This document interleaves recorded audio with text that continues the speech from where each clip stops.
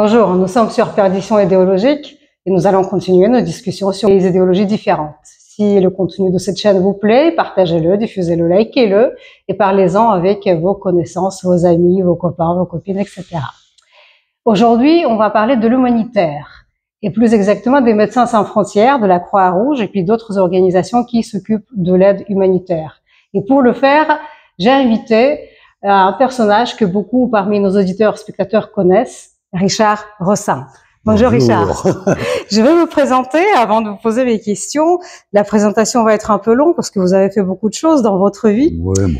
Voilà, donc vous êtes chirurgien orthopédiste, Oui. Ancien secrétaire général de Médecins sans frontières, Absolument. Cofondateur de Médecins du Monde, ancien vice-président de l'Académie européenne de géopolitique et délégué général du collectif Urgence Darfour. Vous avez présidé le mouvement pour la paix et contre le terrorisme. Vous êtes aussi écrivain, vous êtes aussi poète, vous avez écrit, et vous êtes aussi historien. Vous avez écrit plusieurs ouvrages, on peut pas tous les citer, mais ils vont tous apparaître pour les auditeurs, les spectateurs à la fin de cette émission. Je vais citer les livres que je connais de vous, notamment L'indifférence et autres erreurs, Noces à Canaan, Filles d'Israël, des édits d'expulsion des Juifs de France, un livre très intéressant. Vous avez commencé à parler de l'idéologie et des dérives, en fait, des humanitaires déjà en 2010. Enfin, en tout cas, c'est ce que je sais de ce que vous avez écrit. Je vais vous citer, et c'est une citation intéressante qui vous permettra de commencer votre développement. Vous écrivez: en République démocratique du Congo, à Uvira, dans le Sud Kivu, les membres de MSF, Médecins sans frontières Hollande, présents depuis une semaine sur le terrain. En Ouganda. Peut-être, mais bon, en tout cas, c'était ce qui était écrit dans cet article. Vous allez de toute façon reconnaître. Donc, ils refusent, ces médecins hollandais refusent d'être en contact avec les membres de Machav, à l'argument humanitaire, qui sont israéliens. Alors que les médecins israéliens sont bien accueillis et appréciés localement. Leur coopération avec les associations occidentales est manifestement plus difficile. Donc, ça va avec les Africains, mais ça va pas du tout avec les Occidentaux. Et alors, vous vous interrogez, un reste de néocolonialisme, ou encore plus grave, je vous cite, je cherche encore un réverbère dont la lumière glauque annoncerait l'extrémité improbable de la folie des hommes. Est-ce que, avec cette citation, vous pouvez retracer le parcours des Médecins sans frontières, de dire pourquoi cette association a été créée et ce qu'elle est devenue avec le temps? Vu la citation que je viens de présenter. Alors, Médecins sans frontières est né du statut particulier de la Croix-Rouge qui interdit à ses membres de témoigner, de respecter une neutralité. Et comme ils sont appelés par des États, il est hors de question de taper sur un État quelconque. Et il se trouve que pendant la guerre du Biafra, des musulmans nigérians contre les chrétiens Ibos, les Biafrais, c'était un truc épouvantable qu'avaient vécu mes amis. Moi, j'étais encore un petit peu jeune, c'est en 68-69. Ils ont décidé de témoigner malgré le statut de la Croix-Rouge, donc ils ont été virés de la Croix-Rouge pour ça, et ils ont été très très actifs. C'est Pascal Grelet-Piboviel, Max Récamier, Jacques Berès, Jean-Noël Fabiani, Bernard Kouchner, des gens assez exceptionnels à l'époque. Et dans la foulée, ils ont créé Médecins sans frontières. On est donc au début des années 70, moi je les rejoins finalement assez rapidement. Il s'agissait pour nous de témoigner d'une solidarité internationale, interethnique, interreligieuse, une solidarité humaine. Il s'agissait de tendre la main à son frère humain, d'où qu'il vienne, ce qui était proche de ce que faisait la Croix-Rouge, mais avec la volonté de faire du bruit autour de l'iniquité. C'est-à-dire Quelle iniquité? L'iniquité, c'est-à-dire les victimes de conflits, les victimes de catastrophes naturelles et évidemment les victimes de la pauvreté. On peut considérer que le sort d'un Biafrais sous le joug armé du Nigeria, qui était un joug violent, très violent, est une iniquité. Alors nous sommes allés un peu partout dans le monde et on a été réellement révélé, c'était un bénévolat absolu à l'époque, ça je vous parle d'un temps que les moins de 20 ans ne peuvent pas connaître. J'ai vu sur le site de MSF qu'un médecin de MSF est payé 8 500 € par mois. Donc c'est plus la peine de s'installer, tout va bien. Il gagne mieux que le médecin généraliste parisien. Alors qu'au départ, c'était une association, une création tout à fait bénévole et vraiment bénévole. Humanitaire, oui. Sans que ce soit une métaphore ou un mot creux. Non. Il arrivait même qu'on paye nos billets d'avion. On n'avait pas beaucoup d'argent, on n'avait pas de local au début, on était hébergé dans un journal médical qui s'appelle Tonus. Et puis après, on a eu une minuscule boutique rue Crozatier, au coin avec l'avenue Canberra, qui est une ruelle encore plus étroite. Et on avait en rez-de-chaussée 2 pièces et une cave.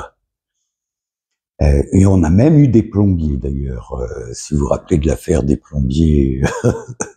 Voilà, un jour on pouvait plus rentrer dans les locaux, on a appelé les flics, ils ont évidemment pas trouvé, et ils ont dit il s'est enfui dans les étages, et puis on est monté plus tard dans les étages, il y avait quelques mégots écrasés par terre, donc on a compris qu'ils l'ont laissé partir, que c'était probablement un plombier, comme on disait à l'époque.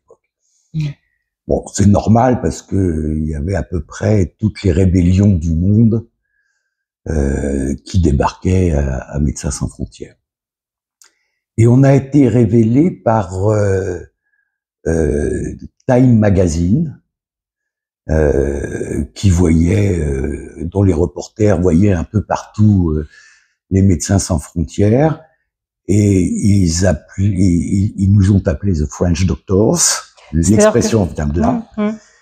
Et ils ont fait un article dithyrambique et on a reçu des centaines, des milliers de petits chèques de partout, beaucoup des États-Unis, avec comme adresse Médecins sans frontières, Neurs de Gare de Lyon, Paris, France.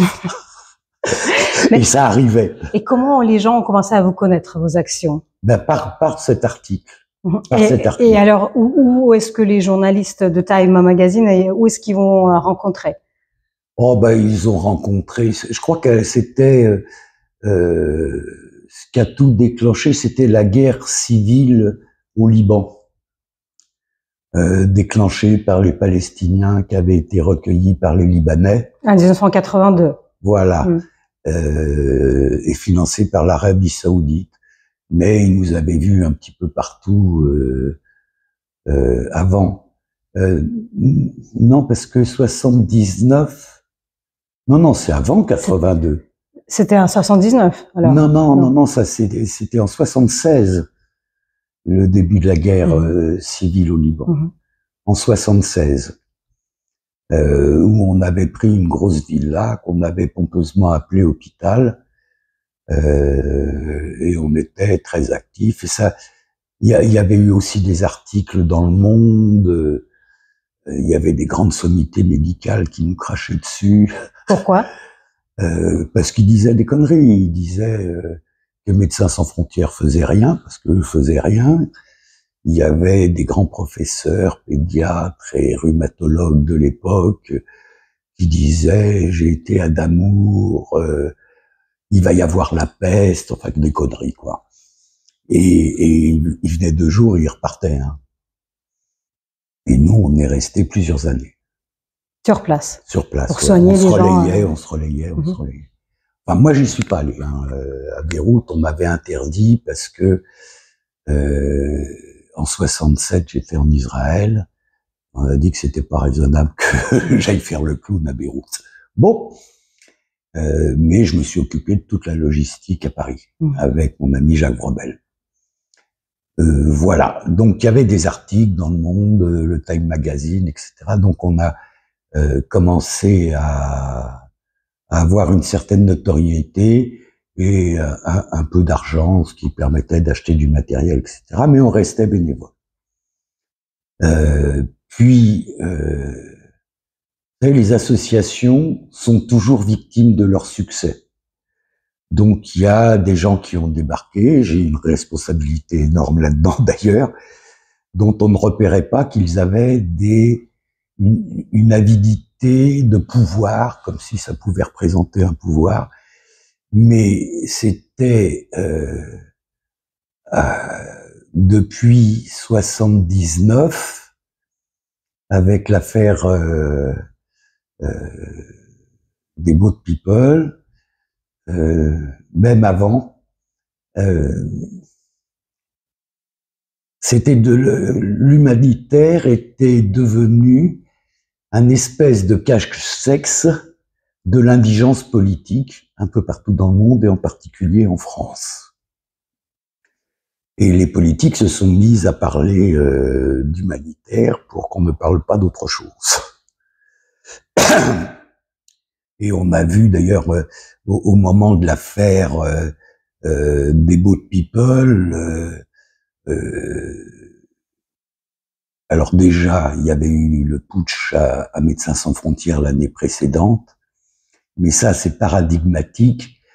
En mer de Chine, on avait créé le comité Un bateau pour le Vietnam, les anciens de Médecins sans frontières qui avaient été virés par des manipulations politiciennes débiles pour prendre le pouvoir. On avait réconcilié Sartre et Aron pour aller demander à Giscard d'Estaing des visas pour les Boat People en France. Incroyable. Alors c'était une extraordinaire manipulation. À la manœuvre, il y avait André Glucksmann, qui n'en a jamais parlé, qui avait découvert l'île de Pulo-Bidong au large de laquelle on était ancré, où on a fait un hôpital. Ça prendrait des heures à raconter, mais c'est d'un drôle fou.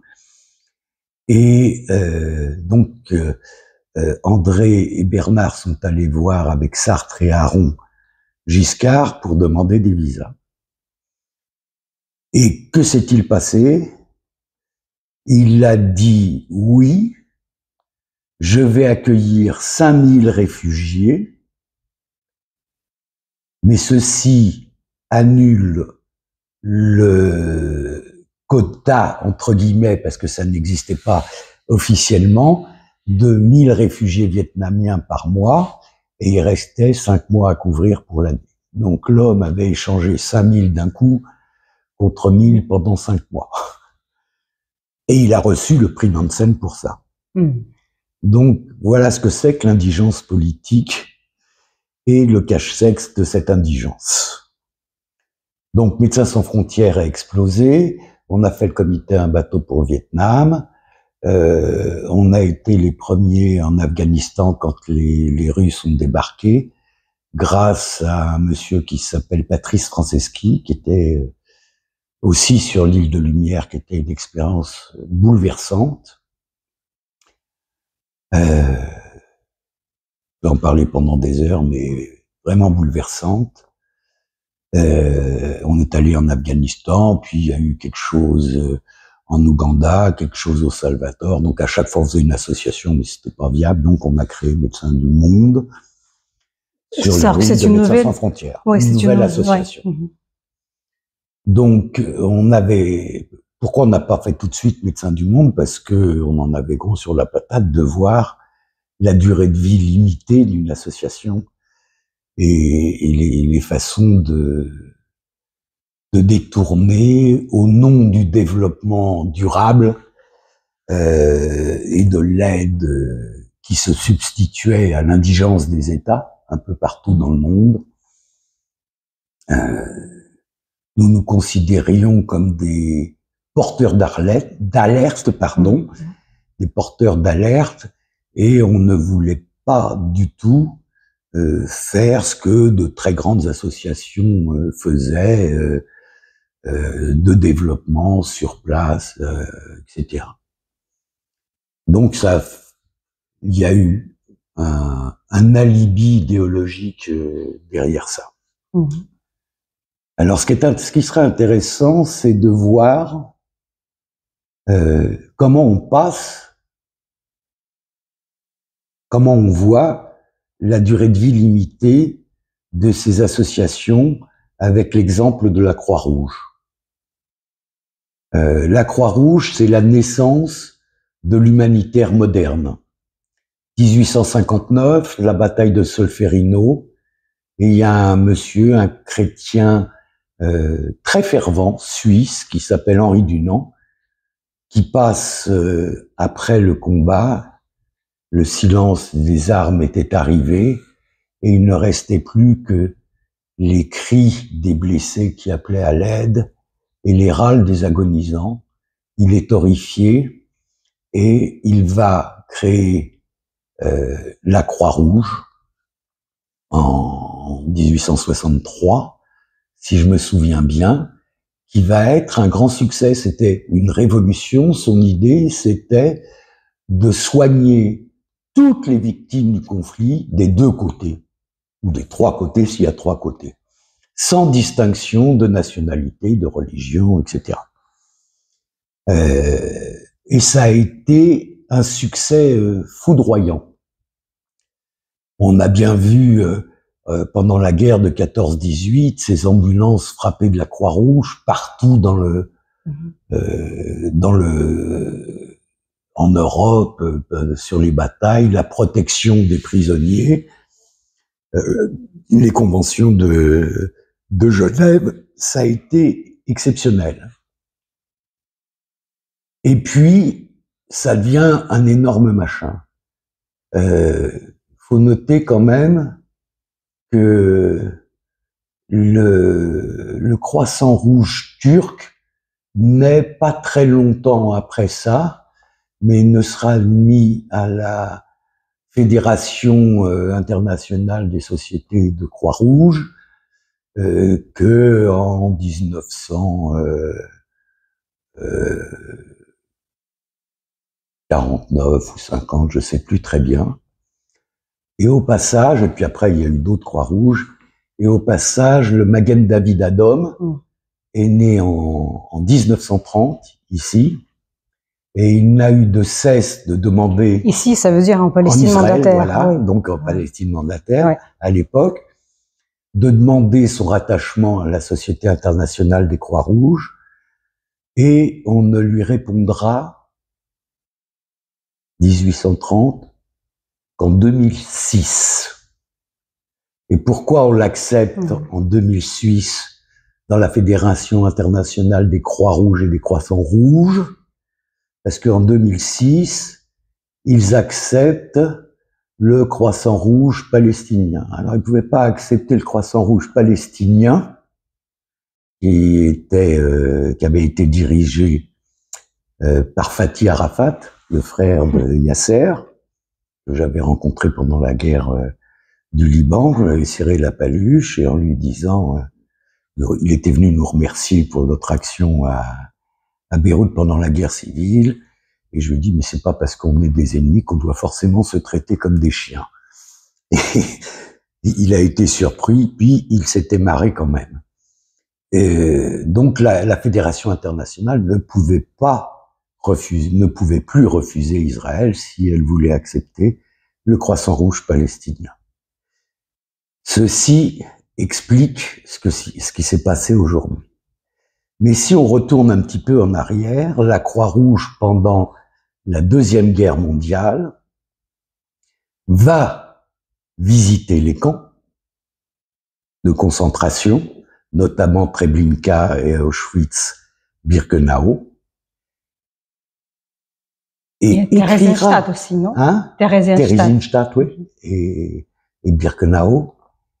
Et écrivent, ils rapportent ils écrivent, ils envoient les missives, disant qu'ils n'ont aucune preuve, aucune évidence, pardon, de massacre de masse. Or, si vous avez été à Birkenau, ce camp est entouré de barbelés. Les barbelés, c'est pas opaque. On voit au travers. Donc, on voit les déportés en pyjama. On voit au loin les fumées qui s'élèvent. On sent l'odeur des chairs carbonisées et ils n'ont pas eu d'évidence. Comment vous expliquez ça?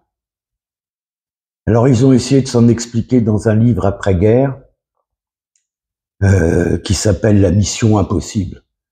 Moi, comment on explique ça? Attendons un petit peu la suite. La suite, il y a un diplomate norvégien qui s'appelle Ditlev, qui avait sauvé des diplomates et des juifs lors de l'invasion de Varsovie. C'est rare les Norvégiens qui font ça. Aidé par un monsieur qui s'appelle Kirsten. Si vous avez lu ce livre de Joseph Kessel, Les mains du miracle, il était le masseur personnel d'Himmler. Il avait déjà fait sortir quelques juifs. Ces deux-là négocient avec Himmler et sortent notamment des Scandinaves et des Danois, dont 51 policiers de Buchenwald. Et puis Ditlev envoie Kirsten à Stockholm pour essayer de négocier avec la Suède qu'elle envoie sa Croix-Rouge pour continuer cette action qui s'était appelée les bus blancs. Parce qu'ils mettaient les gens dans des bus et après ils les emmenaient. Et donc, le gouvernement suédois en appelle au vice-président de la Croix-Rouge, qui s'appelle Folke Bernadotte. Et Folke Bernadotte va rentrer dans le jeu, va s'approprier toute la gloire, alors que il n'a pas fait grand-chose en réalité. Enfin, il a été actif, hein. Mais c'est pas la Croix-Rouge qui a payé, c'est le gouvernement et l'armée suédoise qui ont payé, qui ont fourni le matériel pour l'évacuation de ces déportés. Des bus blancs. Troisième épisode. Alors, Folke Bernadotte, on est fin 44, début 45, hein, c'est vraiment l'effondrement nazi. Folke Bernadotte devient très célèbre. Et puis, il avait tenté auparavant de négocier un armistice entre les nazis et les alliés. C'est intéressant, quand les nazis s'effondrent, qu'ils veuillent négocier ça. Et il va continuer, toujours avec les mêmes, d'évacuer des déportés vers la Suède, puisque la Suède était rentrée dans le jeu. Et il va sortir des Russes, des camps de déportés, des Français, ceux de Neuengamme, des Polonais, des Tchèques, des Scandinaves, mais il n'a trouvé aucun Juif. Bref, n'est pas Raoul Wallenberg qui veut. Soyons clairs. Et en fait, ce sera un fiasco parce que il avait monté une flottille avec un gros bateau qui s'appelait le Cap à Corna, et le bateau a été mitraillé par la RAF qui savait pas que il y avait cette opération, et donc ils ont été mitraillés, les déportés, par les Anglais. Ils se jettent à l'eau et ils sont mitraillés par les Allemands depuis la côte. C'est un fiasco absolu. Mais, en remerciement de ces exploits-là, l'ONU va nommer Folke Bernadotte, haut commissaire de l'ONU à Jérusalem. Et il est tellement partial,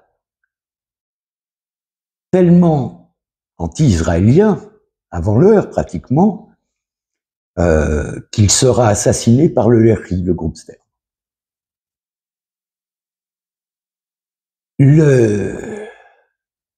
Il avait un assistant qui s'appelle Ralph Bunche. C'était le premier haut fonctionnaire noir des Nations Unies.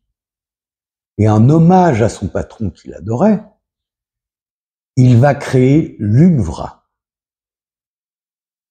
L'UNRWA, qui est une société spécifique pour les 650 000 ou 700 000 réfugiés arabes de Palestine, spécifique. Alors qu'il y avait dans ce monde-là, à l'époque, 50 millions de réfugiés.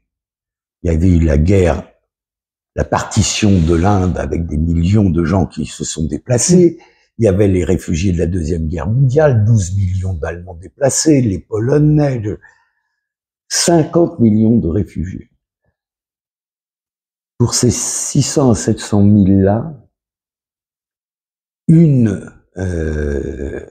un organisme spécifique qui stipule qu'il fallait pouvoir montrer qu'on était dans le territoire de ce qui devient Israël depuis au minimum 2 ans. 2 ans seulement. C'est ça qui fonde l'autochtonité de l'UNRWA. 2 ans. Qui va donc apporter une aide financière, alimentaire, va même offrir des emplois, une aide éducative. Les réfugiés là sont entièrement pris en charge. Et le plus fou, c'est que leur statut de réfugié devient transmissible de père en fils. C'est-à-dire que par le mariage aussi, il me semble. Probablement aussi, oui, puisque les enfants deviennent réfugiés eux-mêmes. C'est les seuls au monde. Ça n'existe nulle part ailleurs. Donc par mariage aussi, forcément, puisque les enfants sont du coup réfugiés.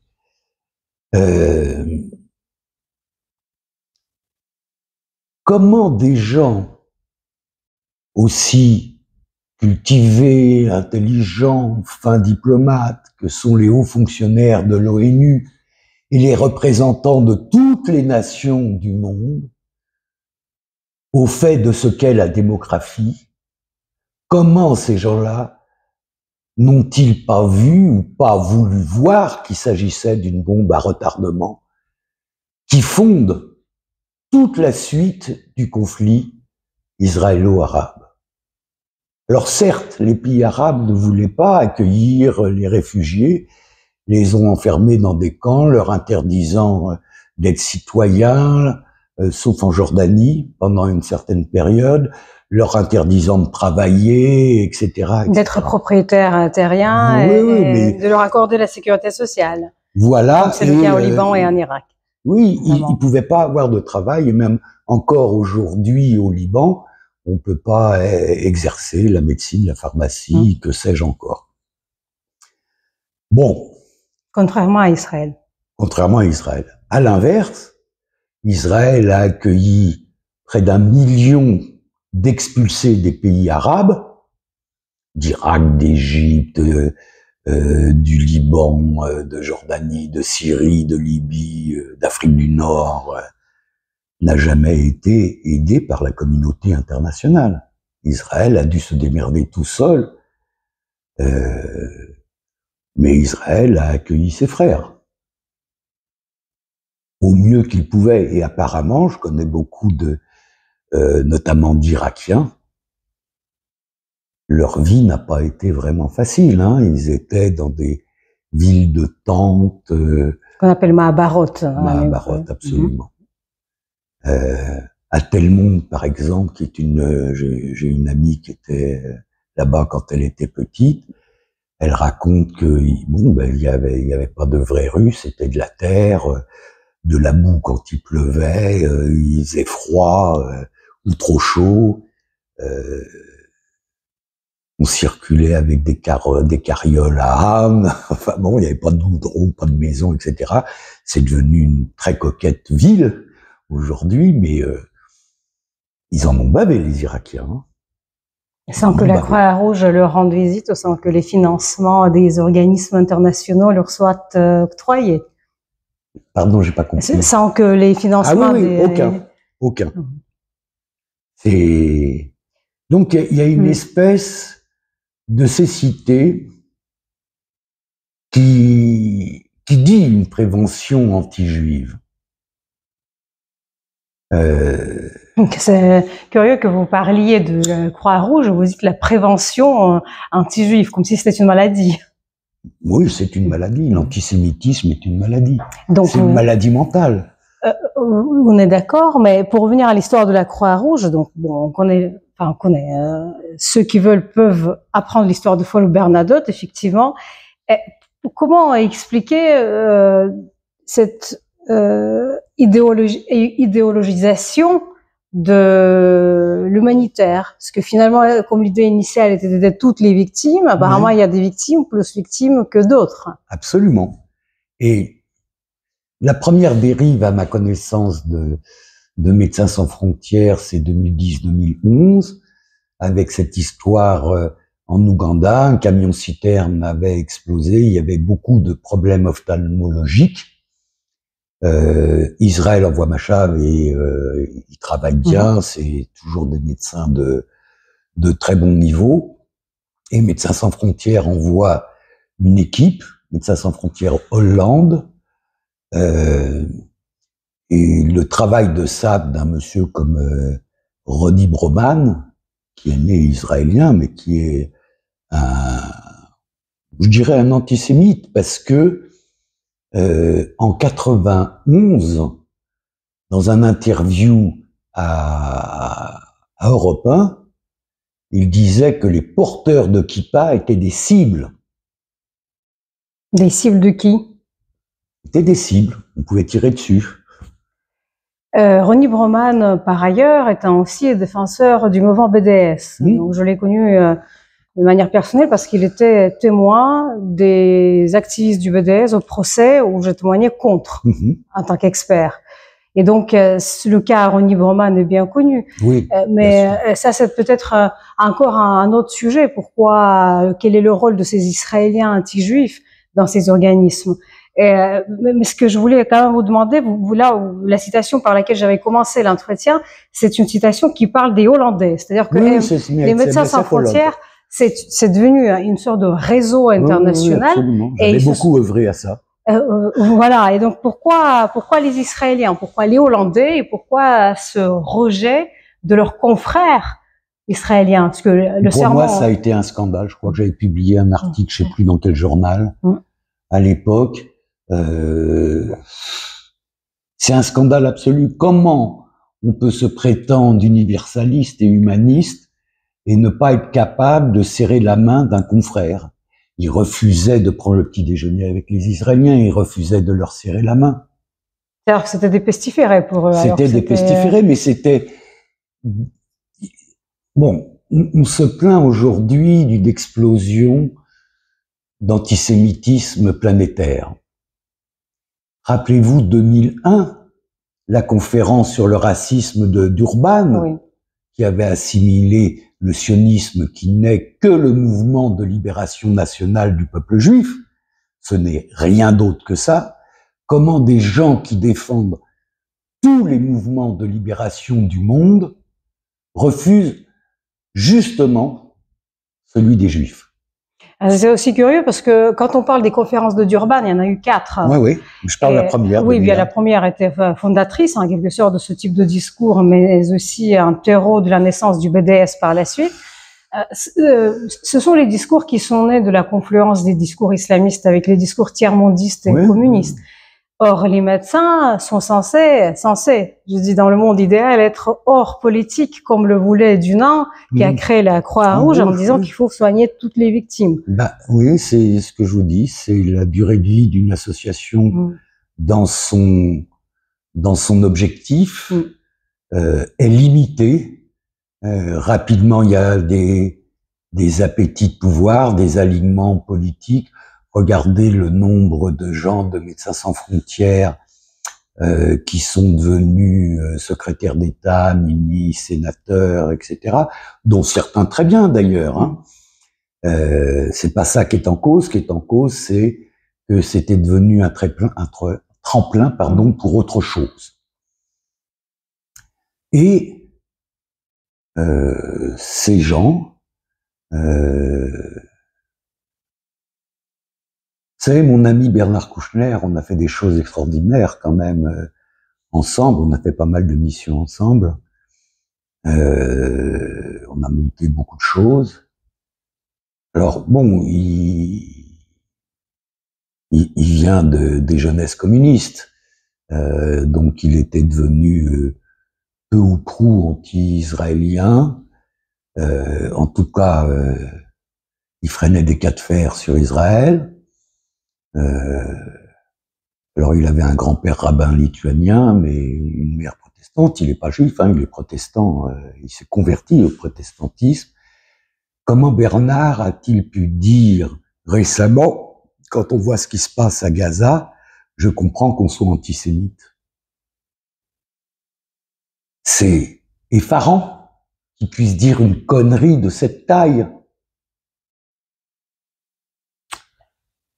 Comment vous expliquez ça? Parce que là, on assiste à une sorte d'inversion absolue des valeurs. Absolument. Et par les gens dont on peut pas dire qu'ils étaient initialement des salauds ou des crapules. Non, bien sûr. Quelle est votre hypothèse? Parce que vous les connaissez, ces gens-là. Vous connaissez. Il y en a que je connais, bien sûr. Enfin, maintenant, il y a un peu de prescription sur beaucoup. Les jeunes, je les connais pas. Je connais pas ce Raphaël Pitti, président de Médecins du Monde. Mais au moins, les choses sont claires sur 2 points. Sur un interview trottoir, une dame l'apostrophe en lui disant « Mais pourquoi vous dites pas que on ne peut pas travailler à Gaza ?» Parce qu'ils sont à Gaza, évidemment, depuis longtemps, sans l'aval du Hamas. Il dit « Mais si je dis ça, on pourra plus y aller. » J'ai dit que le travail, l'action était admirable. Et je n'ai jamais dit que l'homme était admirable. Je dis l'action était admirable. Ça n'a pas plu à la communauté juive française que je puisse dire que j'ai rencontré un homme admirable. Oui, je le dis. C'était un pédiatre. Le ministre de la Santé, bien évidemment, il appartenait au gouvernement du Hamas.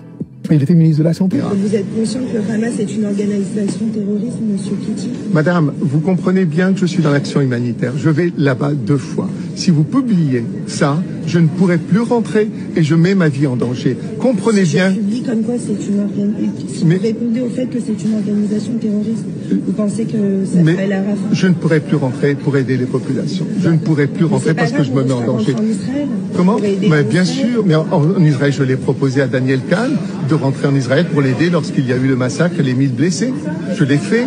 Je l'ai fait. Et je peux même vous donner le numéro de téléphone, il vous dira. Vous avez peur pour votre vie si vous vous prononcez par rapport au Hamas? Si je rentre de nouveau, si je veux rentrer de nouveau pour aider cette population, nous avons mis en place avec Médecins du Monde et Caritas Jérusalem, nous avons créé 6 centres de soins à Rafah. Et donc nous payons bien évidemment des gens pour soigner cette population qui a été complètement déplacée. Si je dis je me mets en danger, vous le comprenez ça? Je me mets en danger, ils vont m'attendre. Déjà quand je suis rentré la 2e fois... Vous savez que ce sont des gens dangereux. Ben, première chose. Et deuxième chose, il était quand même... Alors il a fait ce scandale dans une émission. Alors il a fait son numéro déguisé en chat, pleurnichant, etc. Léa Salamé laisse dire, ne prévient personne de qui il est. Il était aussi un candidat malheureux à la 3e circonscription de Billancourt aux dernières élections législatives sous la LFI. C'était un candidat à LFI. Donc les choses sont claires. À Médecins sans frontières, Est-ce que vous savez que Rima Hassan faisait partie du conseil d'administration de Médecins sans frontières en 2021-2022? Non, mais à quel titre? Eh ben, c'est une bonne question. C'est une bonne question. C'est-à-dire que vous voulez dire que cette organisation, cette association, s'est complètement idéologisée, Complètement. tout en prenant d'ailleurs une voix anti-juive claire et assumée. Mais en plus, ils osent mentir effrontément. Rappelez-vous l'affaire du bombardement, enfin de la roquette qui était tombée sur l'hôpital Al-Shifa. Al-Ahli, non, je crois. C'était ça. Oui. Cette roquette du djihad islamique. Oui, c'est ça, c'est Al-Ahli. Ils ont immédiatement dit que c'était un bombardement israélien, qu'ils savaient, puisqu'ils étaient sur place, ils ont annoncé 500 morts, il y a eu quelques morts sur le parking, et c'était une roquette du djihad islamique. Oui. Et ils se sont jamais excusés, mais ils ont menti en disant on est sur place, on sait. Alors ou ils savaient ou ils savaient pas. S'ils savaient parce qu'ils étaient sur place, d'où ils sortent ces 500 morts? Bah, du ministère de la Santé du Hamas. Oui, mais alors ils étaient sur place, on a vu. Pas besoin du ministère, hein. On a vu. On n'a rien vu. Ils ont rien vu. Ils ont déclaré, la présidente a déclaré il n'y a pas très longtemps, jamais on n'a vu les camions de l'aide humanitaire pillés par le Hamas. Alors que l'ONU venait elle-même de déclarer que 87% des camions humanitaires avaient été attaqués par le Hamas. Ils mentent idéologiquement. Alors, on pouvait dire, il y a quelques années, c'est ce que je disais, que c'est bien de commémorer la Shoah et de rendre hommage aux victimes. Mais ce faisant, on crée l'énorme arbre qui masque la forêt d'1 millénaire et demi de persécution en Europe. 1 millénaire et demi. Et ça permet de pleurer. Ça permet surtout de pas poursuivre il y a eu 6 millions de victimes. Il y a probablement beaucoup plus de délateurs, de collaborateurs en Europe, de petits chefs, d'exécutants qui vivent tranquillement, qui sont morts tranquillement depuis. Je vais redonner un exemple français où la dénazification n'a jamais été faite, comme elle a été faite en Allemagne. Oui. Voilà, donc on sait que De Gaulle a créé un roman national où la plupart des Français étaient des résistants et puis toutes les minorités c'était des collabos. Mais je vous donne un exemple très concret. Son premier ministre, Maurice Couve de Murville, celui-là était responsable de la réalisation de l'économie et de la réalisation des biens juifs. Et voilà, et la surveillance de la présence juive dans l'économie française. Et quand il y en avait trop, il les envoyait dans les camps. Ouais. Cet homme était, l'époque de sa gouvernance, est la plus longue dans l'histoire française. Il était très proche de De Gaulle après la guerre. Donc ça, on le sait, ce que vous dites. C'est en fait qui ne s'enseigne peut-être pas dans les écoles françaises, mais qui n'est pas un secret. Il y a plein de choses qui sont pas enseignées dans les écoles françaises, notamment les édits d'expulsion et les persécutions et les massacres. C'est un livre qu'il faut absolument lire, dont vous êtes auteur. C'est un fascicule. Ouais, bah, tant mieux. Bon, enfin, quand même, la France est le premier pays à expulser ses Juifs en Europe. 535, Childeric. Celui qui a le plus souvent expulsé ses Juifs, 13 fois. L'Espagne 2 fois, l'Angleterre 1 fois.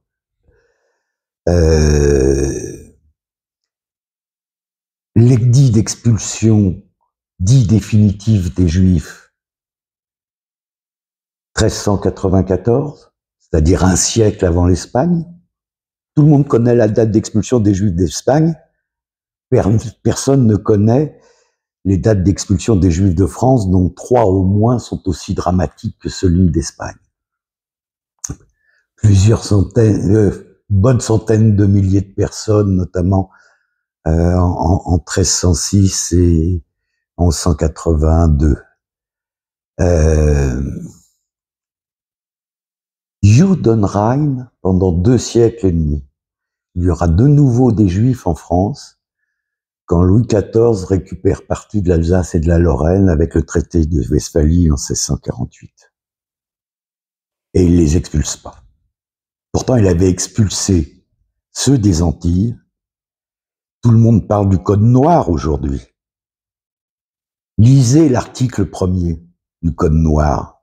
Personne l'a lu, hein. C'est l'expulsion des Juifs des Antilles. L'article 1er du Code noir expulse les Juifs des Antilles. Vers quelle contrée? Ah bah, ils s'enfuient, on leur dit pas vers où ils doivent aller, ils s'enfuient. Alors pour continuer sur cette presque tradition, on dirait, quand on connaît l'histoire diplomatique du Quai d'Orsay, ce que vous racontez... Qui est le seul ministère qui n'a pas été épuré après-guerre. Oui, c'est tout à fait vrai. Je pense qu'on fera une émission à part sur cela. Donc la tradition continue avec la Croix-Rouge, parce qu'on arrive à la guerre qu'on connaît. Et vous avez fait un article, je crois que c'était en 2023, où vous parlez du rôle sinistre de la Croix-Rouge. C'est que on les a vus dans les cérémonies, la mise en scène qui a été orchestrée par Al Jazeera, le Hamas, etc. Quand ils sont Uber. Tout à fait. Non, mais quand on nous rend les otages. Oui, ils sont ubérisés. Oui. Exactement. Et on les voit signer les papiers, etc. Et le dernier événement en date, c'est la demande de cette fameuse Croix-Rouge de voir les prisonniers de la Nourba, qui, je rappelle, ont violé, tué, massacré les Juifs en Israël uniquement parce qu'ils étaient Juifs, et pas de demande pour voir les otages. Oui. Comment vous expliquez ça? Sort que bon, on a parlé de leur idéologie déjà anti-juive qui est là, mais c'est tellement flagrant que 2 explications s'imposent. La première, c'est que tous les masques sont tombés. Si les masques il y a eu, parce que pour moi l'antisémitisme n'a jamais été, il s'est un peu habillé en costume cravate, mais il a continué à exister. Et la deuxième, c'est autre chose. Si c'est pas que la pathologie mentale, comment expliquer ce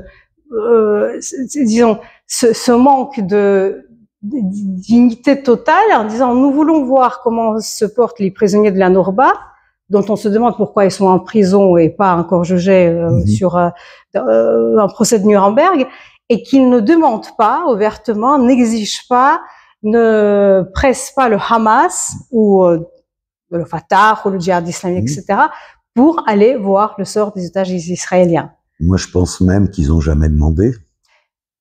Oui, je vous crois très volontiers. On n'a pas de preuves factuelles, mais pourquoi? C'est quand même, c'est tout à fait public. Avant, il y avait au moins des manières qui permettaient de cacher les choses. Et aujourd'hui, il n'y a plus de manières. Non. Est-ce que c'est comment dire, pas le retour, l'apparition de cette haine qui dure depuis 2000 ans, comme disait Laurent Koutkovic, on était en vacances de l'antisémitisme, eh bien ça recommence. Est-ce que c'est une explication historique métaphysique ou est-ce qu'il y a autre chose encore qui serait de l'ordre institutionnel, par exemple?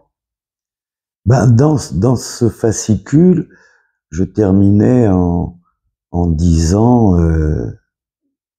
que la situation de l'antisémitisme s'aggraverait, que ce qui manquait pour que l'explosion existe, que de l'assentiment des autorités, du pouvoir en place. Je crois qu'on y est arrivé. Alors, qu'est-ce qui explique? Rien n'explique les bouffées délirantes. Rien n'explique une haine sans objet. Pourquoi on déteste les Juifs? Alors, je dis souvent, parce que la fonction des Juifs, c'est de faire chier le monde, avec leurs valeurs, avec les 10 commandements, et je fais remarquer que la déclaration universelle des droits des citoyens et la déclaration universelle, des droits de l'homme, les deux, comme par hasard, ont pour logo, les tables de la loi. C'est écrit dans ce truc des tables de la loi. C'est-à-dire que les Juifs défendent des valeurs qui sont universelles et incontournables, et que ça, on peut pas leur pardonner. C'est le Jiminy Cricket de Pinocchio. Mmh. Kouchner m'appelait Jiminy Cricket d'ailleurs, Médecins sans frontières, Médecins du monde. Oui, je crois que c'est dur pour ceux qui n'ont pas fait, c'est dur pour ceux qui n'appliquent pas pour des tas de raisons ces valeurs universelles et humanistes, qui ont des limites. Et c'est bien ce que dit les milliers d'années d'études, enfin, au moins 2000 ans, parce que la rédaction du Talmud commence au 1er siècle avant. Ouais. Donc ça fait un peu plus de 2000 ans, qui montre bien que toute chose a des limites. Comme on dit que Pessah, l'Exode, c'est la fête de la liberté. Non, c'est pas la fête de la liberté, c'est la fête de la libération, qui est un concept en mouvement, dont l'objectif impossible à atteindre est la liberté. Mais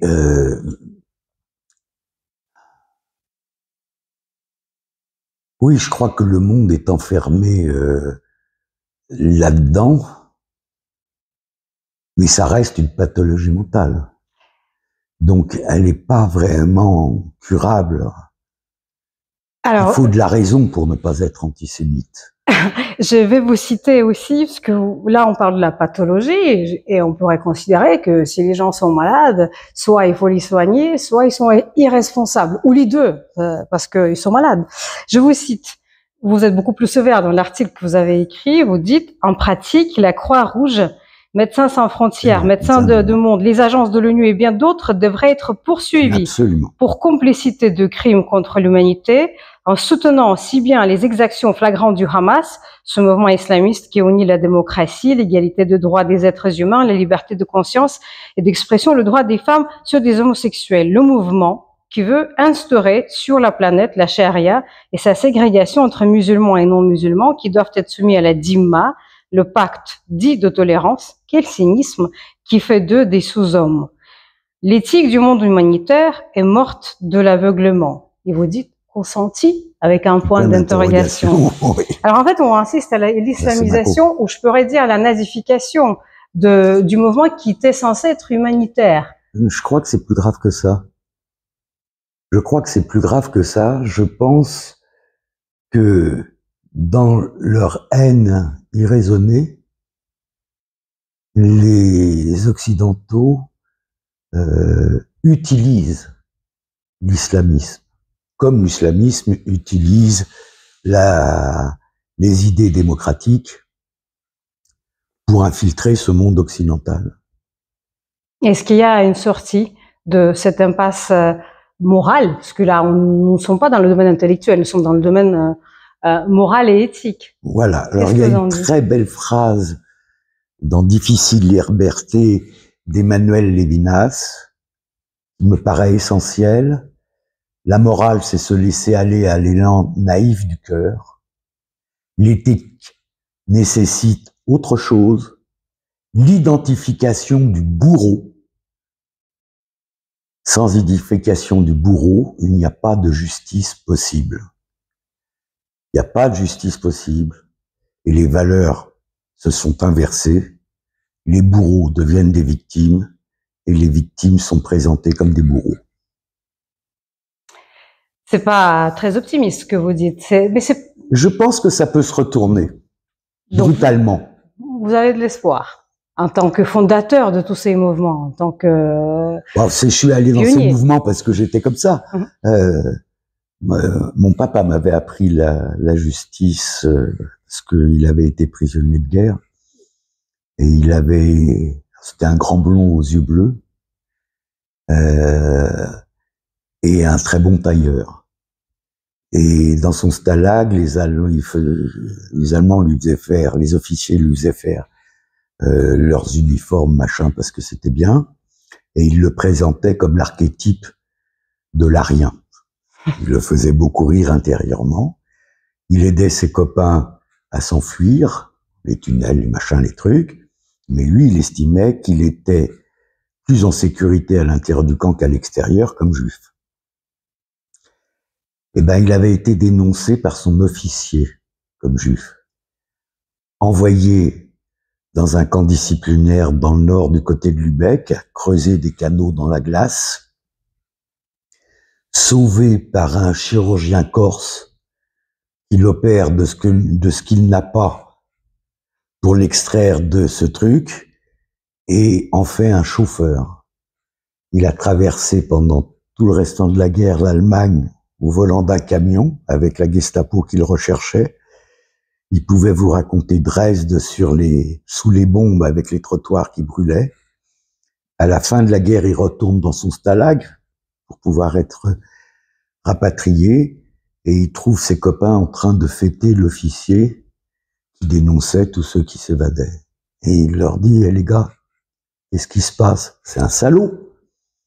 Et les autres lui disent, ah Bernard, tu savais. Il a beaucoup changé. Hier, il a tué 2 Boches. Papa leur dit, mais attendez, les Allemands ont perdu la guerre. Évidemment, il a tué 2 Boches. Alors il le regarde et lui dit, ah ouais, t'as raison. Ils lui donnent un flingue et ils lui disent, fais-toi justice. Et papa leur répond, ça c'est pas la justice, ça c'est la vengeance. Si vous voulez la justice, il faut faire un tribunal. Il n'y a jamais eu de tribunal. Les hommes sont faibles, les hommes sont lâches.